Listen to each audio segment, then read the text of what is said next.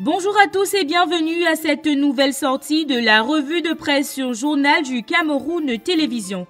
Commençons notre revue avec le phénomène de délestage dans certains quartiers de Yaoundé qui paralyse les activités de la population depuis plusieurs jours. Eh bien, c'est la principale information dans la majorité des tabloïds de ce matin.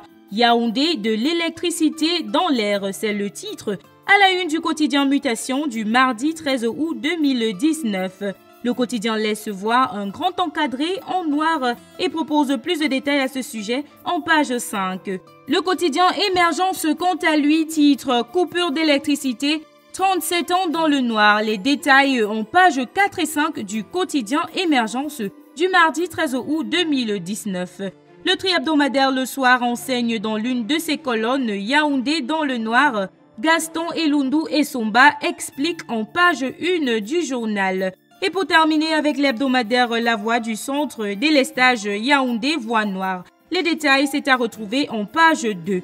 Toujours avec La Voix du Centre, mais toute autre chose maintenant. Et donc La Voix du Centre titre en grande une « Sérail, comment Paul Biya dilapide l'argent public ». Selon La Voix du Centre, acculé par les États-Unis, le président de la République, son Excellence Paul Biya, tenterait de redorer son image en payant de mirobolantes sommes d'argent à un cabinet de lobbying américain proche des Républicains. Retrouvez les détails en page 3.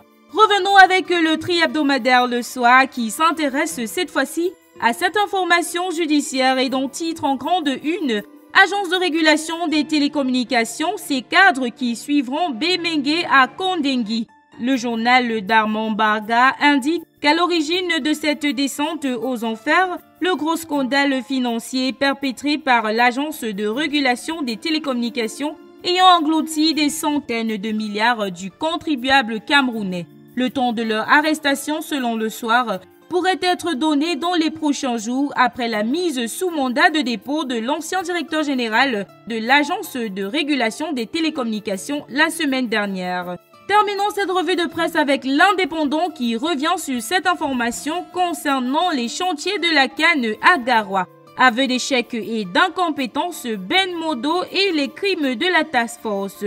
L'hebdomadaire d'enquête, d'analyse et de sondage poursuit en précisant que Garoua est un cas clinique des carences et des malversations financières. La task force qui opère à la présidence a mis au devant de la scène l'imposture Prime Potomac. Le journal indique que sans aucun état de service, cette entité aurait croqué pas moins de 36 milliards de francs CFA dans la construction des infrastructures qu'il faut complètement refaire aujourd'hui. Les détails, c'est à retrouver en pages 6 et 7 du journal L'Indépendant du mardi 13 août 2019. Merci d'avoir regardé Journal du Cameroun Télévision. La suite, c'est dans les kiosques à journaux pour plus de détails.